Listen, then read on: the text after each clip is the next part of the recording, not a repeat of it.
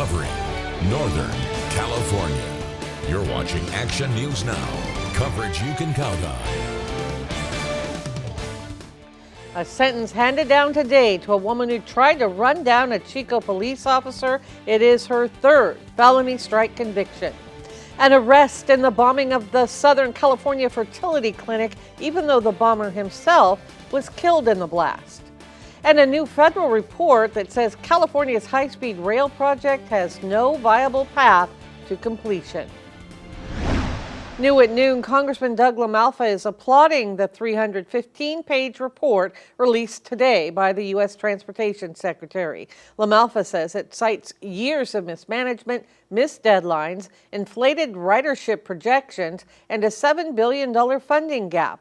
The full cost of the project now estimated at $128 billion. LaMalfa says in part that this project is a train to nowhere and that it is a waste of time, money, and trust. The congressman is calling on the state to shut it down and spend the money on other infrastructure like water storage.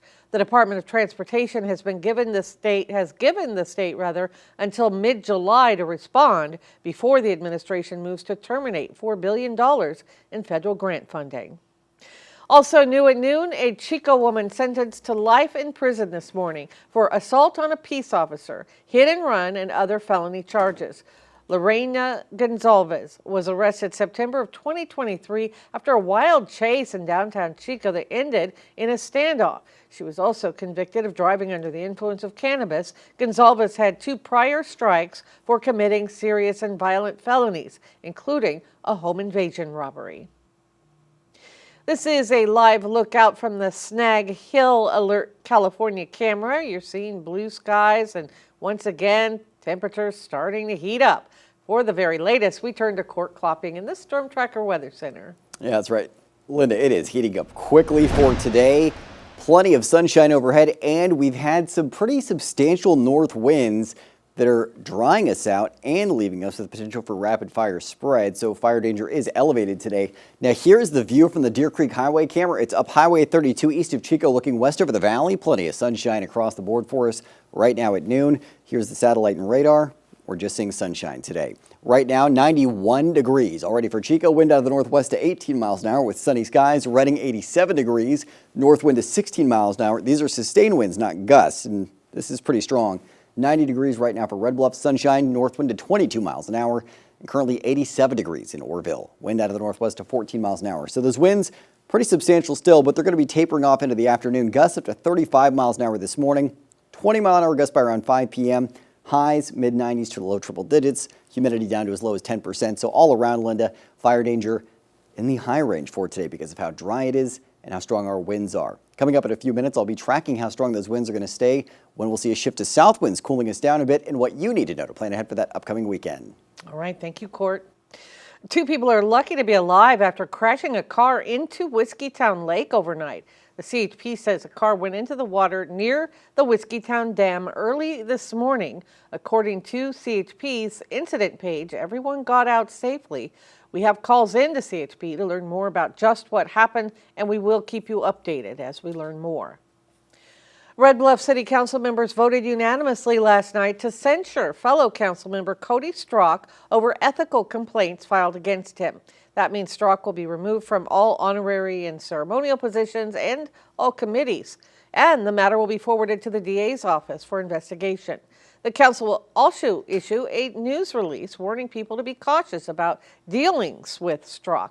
A formal complaint accused him of violating city council code by submitting a fee waiver request for a conditional use permit for a community garden project under his nonprofit organization. The complaint accused him of using public resources for personal gain and obstruction. You think someone would learn by past and serve to correct their behavior and modify and help the citizens of Red Bluff instead of themselves?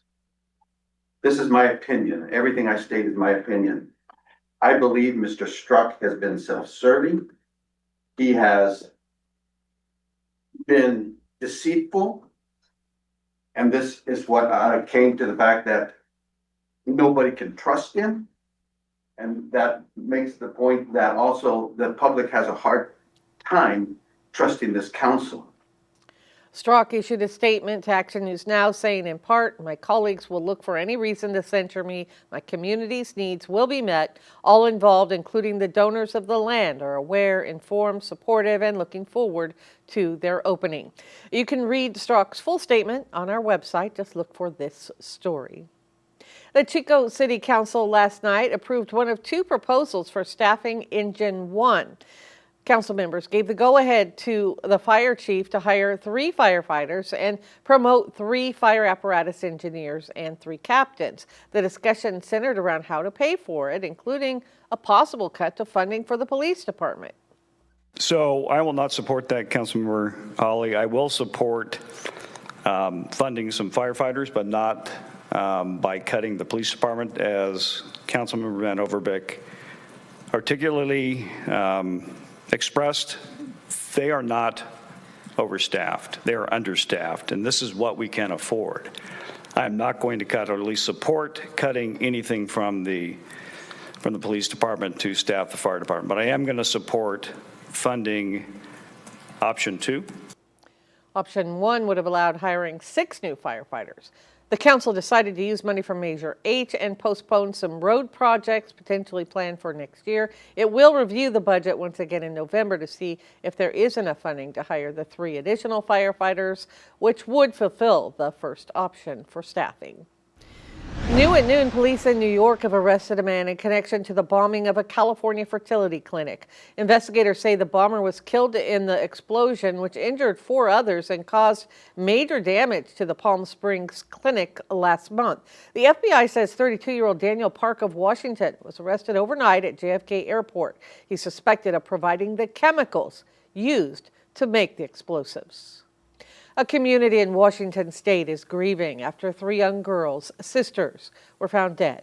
A candlelight vigil was held last night in Wenatchee, Washington, where dozens gathered, many visibly shaken by the tragedy. Police say the girls' father, Travis Decker, is wanted in connection to their killings. An all-out manhunt is underway to find him. The bodies of the girls, ages 5, 8, and 9, were discovered near a Texas campground after their father failed to return with them from a scheduled visitation.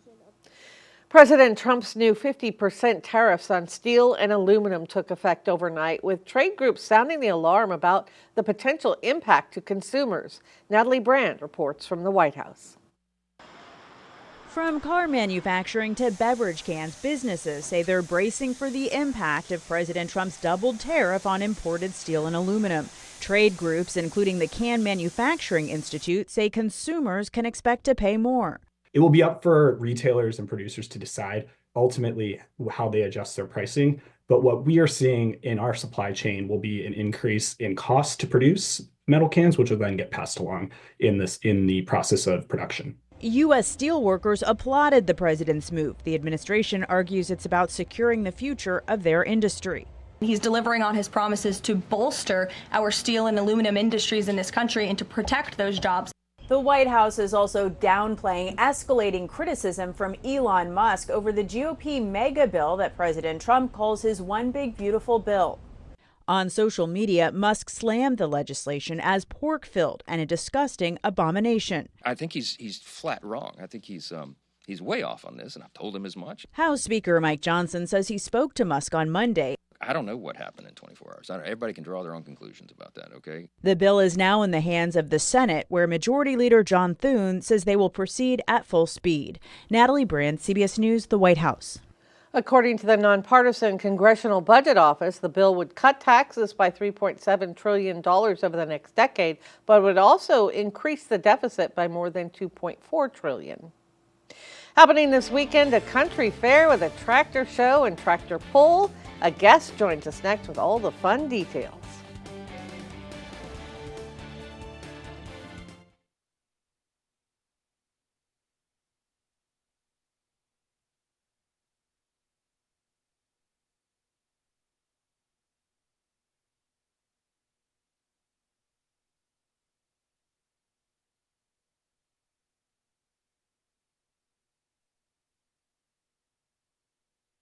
How we were for time. What did you say?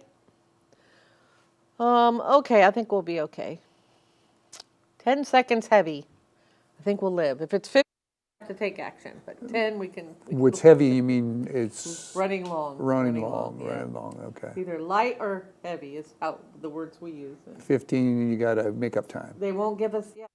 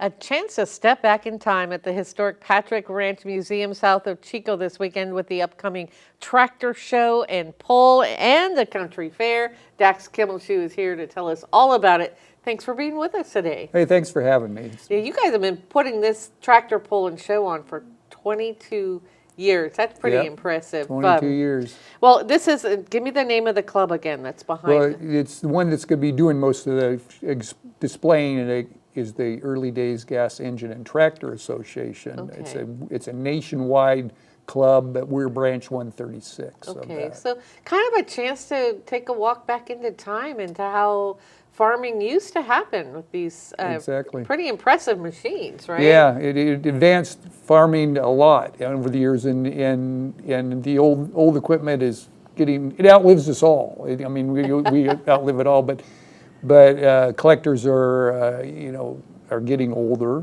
and so it goes to the next collector, and so it's interesting. It's fun. So what's a tractor pull if somebody's never had a chance to? What we do is a stock tractor pull, which is essentially the old tractors, what they would come from the factory. We hook onto a progressive sled, it's called, where the weight is gradually pulled up over the skid in the front, making it tougher and tougher and tougher to pull. Okay. And what they do, it's kind of like you're in a lower gear, so it's kind of like watching paint dry.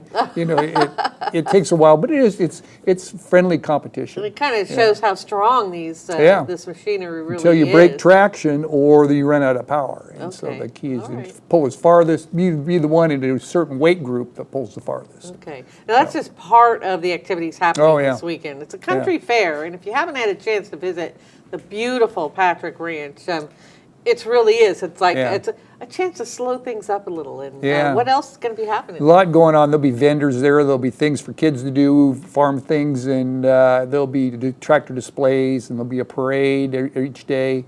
And it's both the 7th and 8th. Okay, So it's this weekend. both Both days. And come on out and have a good time. Yeah. Live music too. Yeah. And, I don't know if the house will be open. Yeah, the house will be open. It's absolutely just, again, as if time stood still. This beautiful. It's more than a farmhouse. I mean, you might compare it to the Stansbury House, Bidwell, the former Bidwell Former Mansion, Bidwell in terms of the history and the beauty. And again, this is all happening at the Patrick Ranch this weekend, the 7th and 8th. $5 for admission? Is Yeah, that I right? believe that's correct, Okay. yeah. Parking is free, and really, you can spend the day there. It's open from 9 to 4. Dax, I want to thank you so much for coming on the show Well, today. thank you for having me come back. We Yeah, appreciate it. yeah. And you can find out more by visiting the Patrick Ranch website and or their Facebook page.